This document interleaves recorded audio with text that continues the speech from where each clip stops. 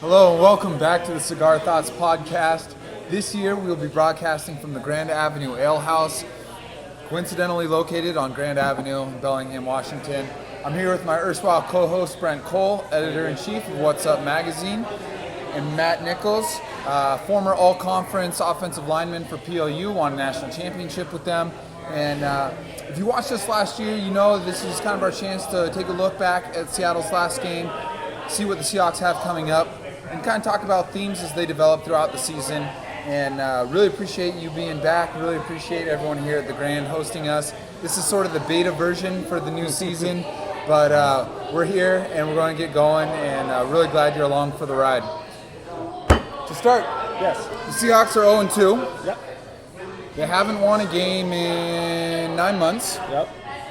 So that's the podcast. We'll see you Appreciate later. you being The sky is with falling. us this week.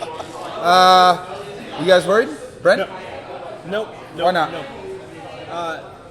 As we talked about before off camera, two toughest games of the season were the ones we just went through. I think that's a big start of it. Mm-hmm. I think the team has the talent. If the team didn't have the talent, then I would be concerned. Talent is there, the rhythm isn't, and that'll just come with time.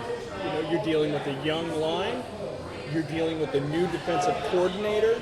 There's a lot of new factors, a new tight end. The rhythm isn't there yet, but I'm not worried. Not the slightest, actually. We've got not even a slight worry from Brent. How about you, Matt? No, this is one of the things that when the schedule came out, I looked at it and said, there's a legitimate possibility of us starting 0-2 and the first 4 games ending up being 2-2. I'm not worried because they're not getting boat raced in these games. They haven't been blown out. All of these games have been competitive in the fourth quarter or into overtime. They've had a chance to win both games. They haven't done it. They've gone into two of the toughest places to play in the NFL. One in St. Louis, which for some reason that matchup with the Seahawks is just tough. The other going to Green Bay, it doesn't matter who goes to Green Bay. You get a Sunday night, you get the home opener there, you get all of the energy coming from the end of the Packers season last year in Seattle. That was going to be a tough game, regardless. And so, am I worried? No. This is a very talented team. This is also a team that hasn't played together as in certain units a lot, and so they're going to grow with time. And that's a really interesting point, and I think something that everyone needs to keep in mind with Seattle in the early going. Kind of a red flag that was going up for me during the preseason was how little time the ones spent at game speed with each other. Yes. And a lot of it injury related, some of it holdout related, and that's time. But the assumption that the Legion of Boom, that the Seahawks defense, that this new offensive line, that Russell Wilson's connection with his receivers was just going to pick up where it left off wasn't going to happen. And it certainly wasn't going to happen right away without getting some time playing together in non-scrimmages. Yes. And this is what we're seeing. And to a large degree, we are seeing the Seahawks' first-team offense and defenses preseason. Yeah. You know, and it's kind of one of those issues that bad teams don't have to worry about, which is having most of your starters figured out going into the preseason. Yeah. And so the focus kind of switches to, well, we don't need to worry about who's starting. We need to figure out who those last 9 guys on the roster are going to be. And you spend a lot of time giving, you know, you've got your 44 set guys more or less, and you're working out 46 guys to figure out which 9 you're going to keep. Yeah. You're going to give those 46 a lot more playing time than a team that's still trying to figure out an identity. It's got a bunch of starting spots up for grabs. So I think that we're seeing a team learn together, and we're seeing them learn. You know, these aren't the bunny slopes. This is Black Diamond. Yep. And St. Louis is the single most wildly inconsistent team I've ever seen. Last year, I think they became the first team in NFL history to win 5 games by double digits and lose 5 games by double digits in the same year. But the one thing that isn't inconsistent with St. Louis is the one thing that Seattle's most susceptible to, and that's a dominant defensive line. Yeah. Mm-hmm. The weakest positional group for the Seahawks is the offensive line right now. Yes, You've absolutely. essentially got 4 guys playing their positions for the first time, and they're learning that position at the NFL level. St. Louis has 5 first-round picks on their defensive line. There's monsters across the board, and the fact that Seattle pushed them to overtime was encouraging to me. And I did pick them to win that game, but given how big the disparity in talent and cohesion was between St. Louis's defensive front and Seattle's offensive front, I thought they held their own really well considering. Green Bay is a tough place to play. Everyone knows that's always been that way. But there has never been a quarterback ever who is better in a single stadium than Aaron Rodgers is in Green Bay. Losing these 2 games are fine to me. I said when the schedule comes out, this team could go 0-2 and win the Super Bowl. That doesn't mean there aren't issues. Absolutely. And we just touched on one of them. And Matt, because of your expertise in this area, I'm going to lean on you. The offensive line is, in my mind, the biggest cause for concern. Yes, I would agree. What aren't they doing that they need to be doing? I think one of the things, so let's go back to the ones didn't play a lot in preseason. And why was that? They've had the shortest offseason the last 2 years of any team in the NFL. 5 weeks shorter. So the body needs to recoup and to get back. When they came into preseason football, you could see that they weren't going to play their guys a lot. They wanted to rest them because this is a marathon of a season. A 17-week, 16-game season.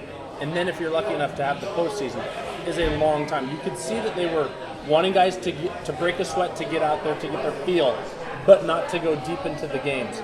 Now we're starting to see some of that learning curve where Drew Nowak has had to go against probably the best defensive line in football his first week.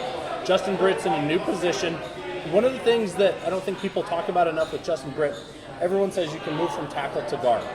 People that say that I don't think understand the differences of play.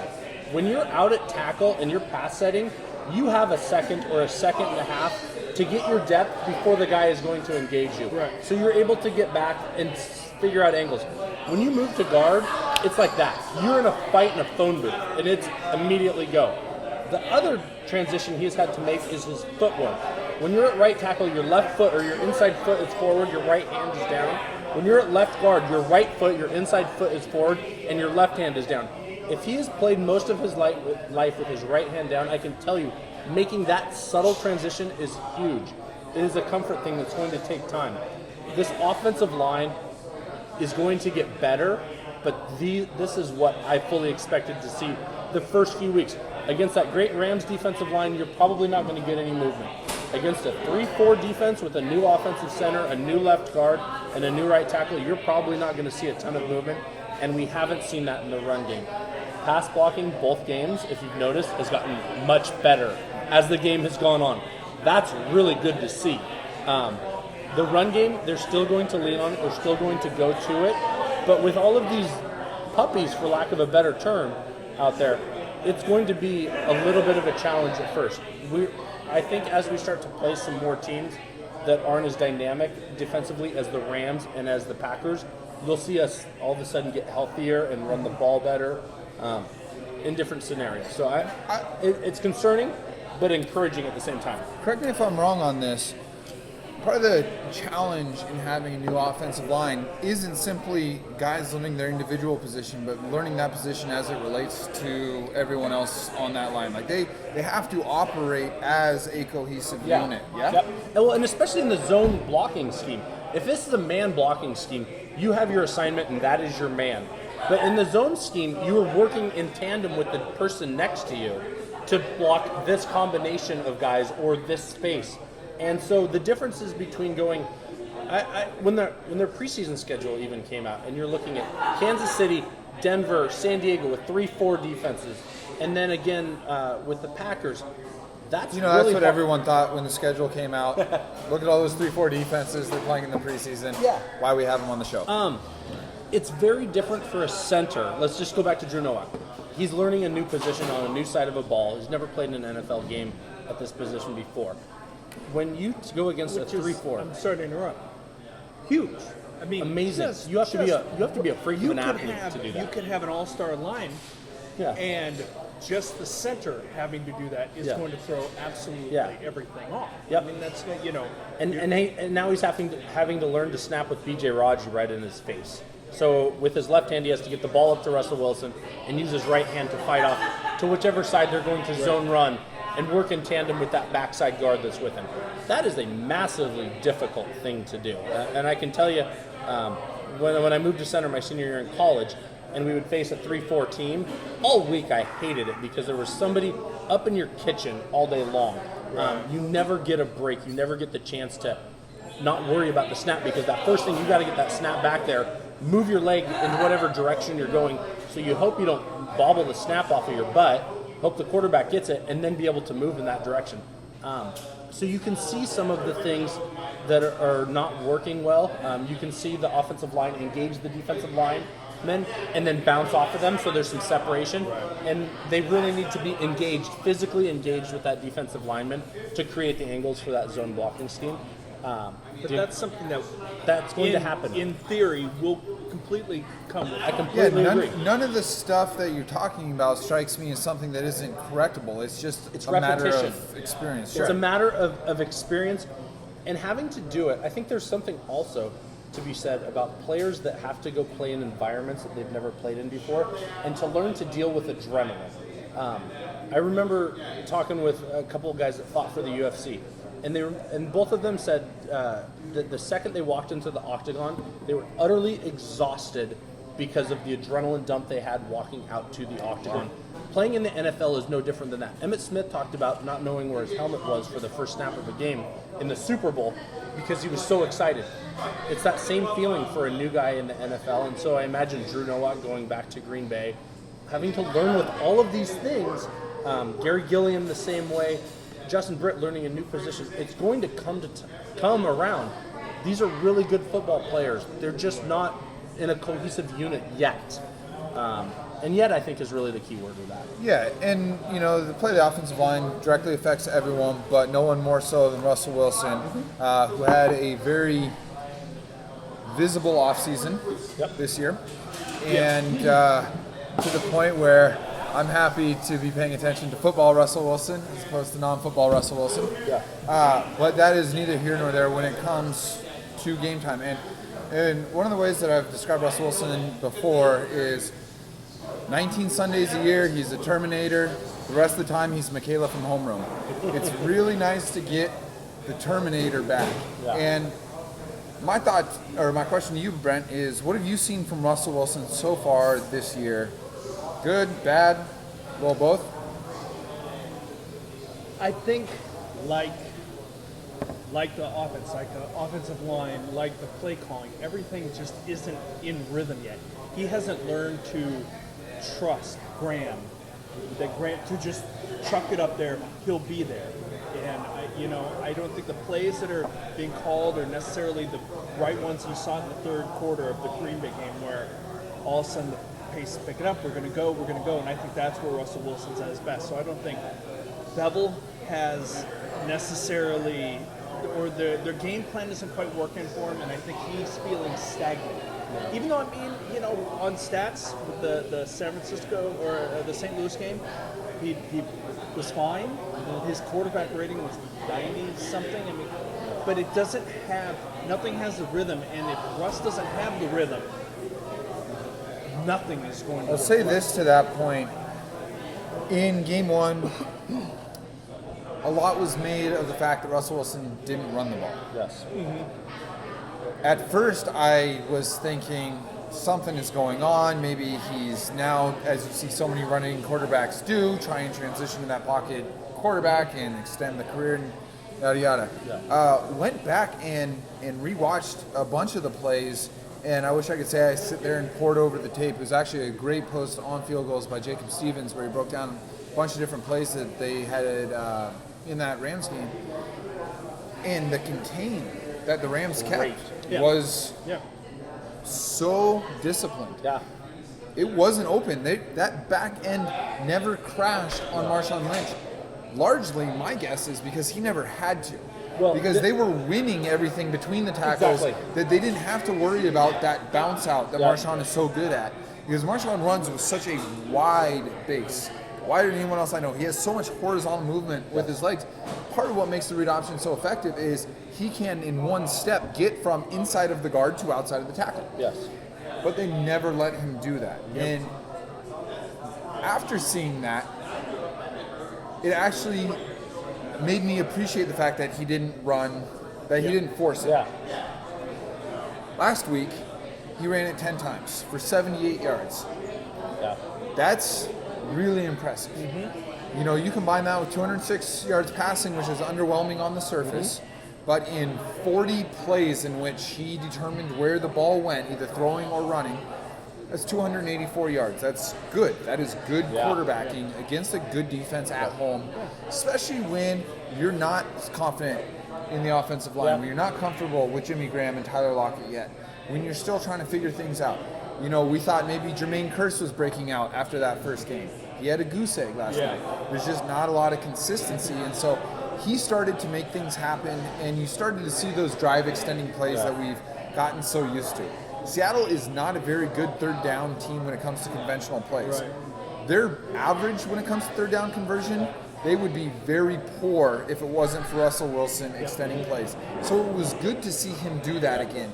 And easier to do that against a 3-4 generally than it is against a 4-3. Well, and especially with a backside defensive end, that with the Rams, if you actually watch the defensive end, if they're keeping their shoulders parallel to the line of scrimmage and they're not crashing down, it's going to be really hard to run the read option from. You could see it with Green Bay a few times. That outside linebacker his shoulders would come in and Russell would take it. So you can really see the players that are just incredibly disciplined, and the Rams were all game long. They were, and that was an impressive thing to see from them, and a little bit worrisome as you look forward into the future of the NFC West, because I do think Nick Foles is good. No reason to think Todd Gurley won't be. The receivers are coming around there. The Rams are going. They're not going to be a 4-win team anymore, and so it's important that Seattle learns how to win those type of games. But it's a tough one, like we talked about, to win on that first one. Talked a lot about the offensive struggles. They have done a few things right. You know, I think that Tyler Lockett is a player with star potential. I mean, last year kind of ruined the age-old rule about how it takes a receiver 3 years to figure out the NFL game. In high school and college, you can be the best athlete and put up a lot of numbers. The spacing in college is much different. You're still at college, most of your best, most athletic guys are on offense. It's not the case anymore in the NFL. Everyone is the best athlete. And so it takes a while to learn how to play wide receiver. The fact that so many rookie wide receivers produced last year was an anomaly. It's going to take Tyler Lockett some time. But he runs the best routes on this team already. He's explosive. Like, he is so sharp. I mean, Doug Baldwin is precise, but he does not explode in and out of those steps the way that Tyler Lockett does. But timing and knowing, okay, that receiver's on my backside, and I know that if this read's not here, I can just whip and throw. When you don't know a receiver yet, you got to whip and make sure he's open and then throw. And so that kind of stuff with him and Jimmy Graham, that's going to take some time. Marshawn Lynch hasn't really gotten going yet. Hard to when you're not getting blocked. I'm not too concerned about that yet, so no worries there. One of the really disconcerting things with the Seahawks, however, has been the fact they've given up 61 points in 2 games. Brent, what do you see with the Seahawks defense? What I see with the Seahawks, it seems that it's just in disarray, and I don't. They're the strong, stout defense that we've become so well known for. We've gone through Quinn and Gus Bradley. So we're on our 3rd defensive coordinator, and I just don't think Richard is. I think he will be great, or at least I've got to believe he is. But this was just his first 2 games, and I don't think that I think we're obviously. He's turned into a ghost. I think without Kam Chancellor, it makes such an incredible difference. We can't, that's the way it is. He's not here. We should be able to do better.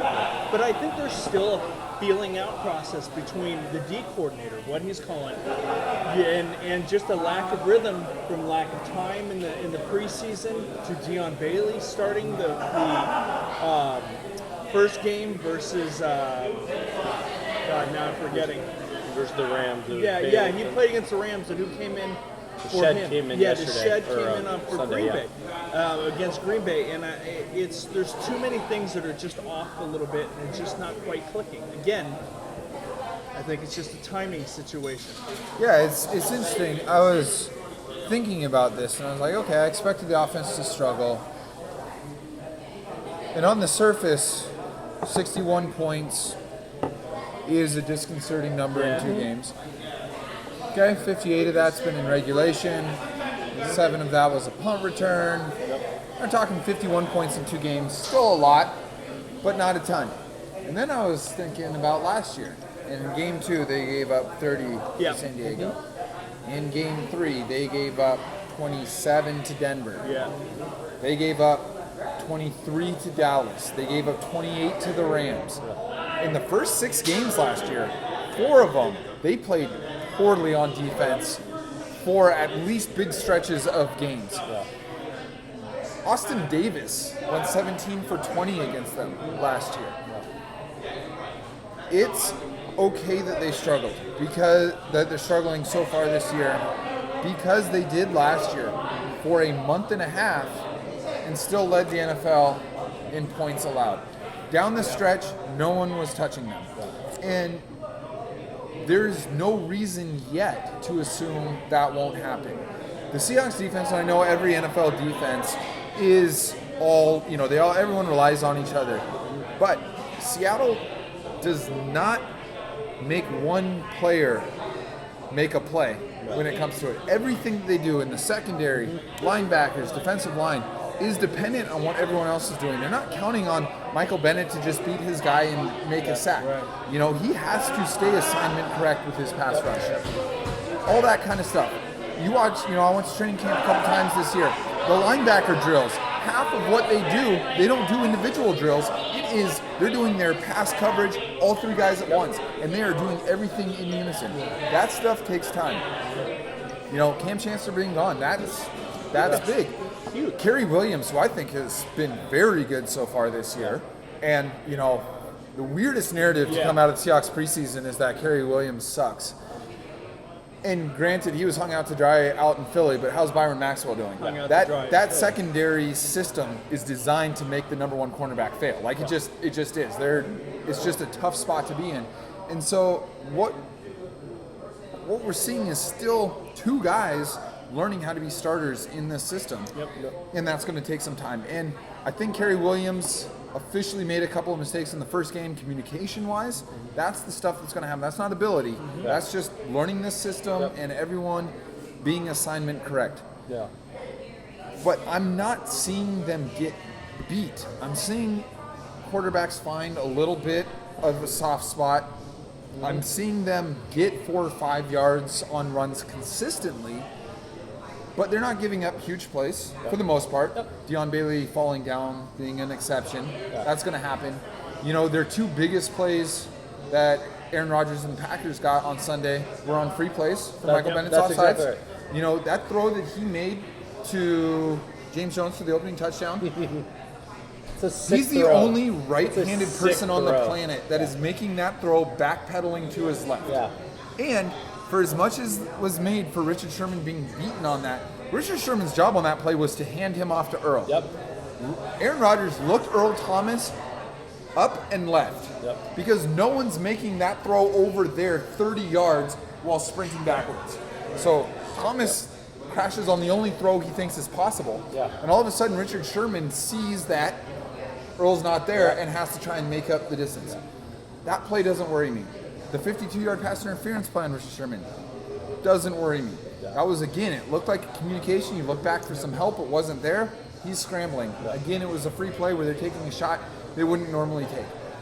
So these big plays they're giving up still strike me as more anomalous than indicative of future performance. Are you seeing anything on defense that worries you? I think one of the worrisome is the pre-snap penalties, the jumping off sides. Because it gives a team the opportunity to throw that bomb and have no repercussions as an offensive unit.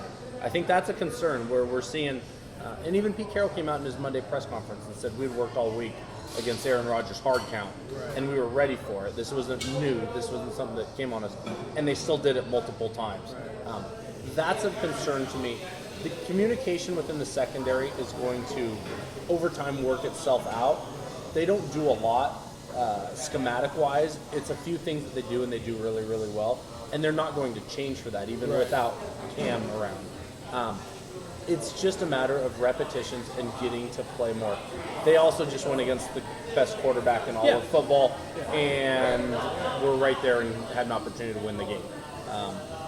So it's not what we're used to seeing. It doesn't live up to the name, the Legion of Boom right now. This isn't the defense at the end of last year that if they gave up a touchdown, you're like, whoa, that's weird. That's crazy. It was and that's legitimate. And that's like the mindset that I think so many of us have when we think of the Seahawks defense. Like, it was a fucking accomplishment to score a touchdown against the Seahawks. You just, from after the Chiefs game on, it just didn't happen. Yeah. Right. Well, if you go back 2 years ago to the Super Bowl team, they had to go to overtime against Tampa Bay at home. Mike Glennon torched them all game long. They made Greg Schiano look like a damn good coach, in which everyone at the professional level knows that he's not. It's not going to be easy. It's not going to look pretty. This is the ultimate team sport that if there's one little breakdown, it can make it look really bad. They're going to be fine. Again, they're going to be fine. But in the meantime, they just have to work on the little tweaks. So what do you guys make of this? This is the third straight game that the Seahawks have had a fourth quarter lead. The third straight game that a quarterback has been almost flawless in the fourth quarter against them. Yeah. Two of the quarterbacks are almost flawless as quarterbacks. Sure. I think that would be... They're going to go down as two of the top 10 ever? Absolutely. Absolutely. It's going to happen. Yeah. They're human. I mean, they're this isn't... Sometimes I feel like Hawks fans are still stuck in that 6-game stretch of 2013 or 2012 where we beat Buffalo 56-0 and we were killing, and everybody thinks we're just supposed to be killing it. Yeah. We're the top or the second to the top of the mountain, so everybody's gunning. Yes. Those days they're over. It will never happen. You have the very best coming at you now. I just think that's this is the more of the norm where you're going to have some of the very, very best, and you're just going to lose. And we remember those Buffalo games. We remember the blowouts. We don't remember all the competitive games that they faced. And every year they have had to go through the trials and tribulations. If you go back again, the fourth quarter thing, if Jermaine Kearse makes a third down catch in the Super Bowl that bounces off his hands, they're never in that position. Right. If we're able to get a couple of first downs in St. Louis, the defense is never put into that situation. Sure. I mean, there are all of these different things. It's not just the defense. Yep. It's the symbiotic relationship between the offense and the defense. The offense needs to be able to move the ball and take up time and then score touchdowns. Yep.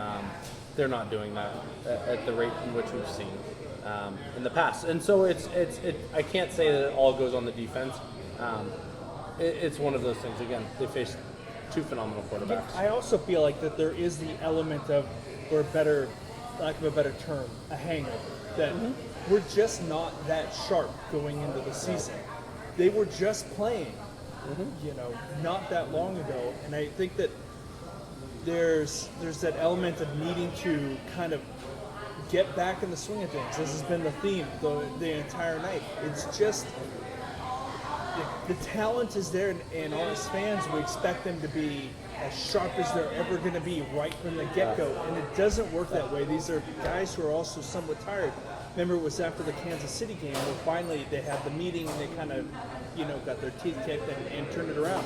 And my hope is that it's after this game that there's a bit of a wake-up call. Oh my God, we're 0-2, and we still haven't played at home. And to that point, the Seahawks have 8 home games left. Yeah. They have been objectively the best home team in the NFL. Absolutely.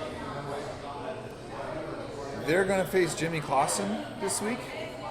They might be facing Dan Orlovsky the week after. The mighty Orlovsky. Yes. This is, the NFL probably provides the greatest difference between performance and reaction of any of the sports. Because in baseball, if there's a bad game or a really good game, you've got a day to react to it and it's on to the next one. In basketball, you've got 2 days. In hockey, you've got 2 days.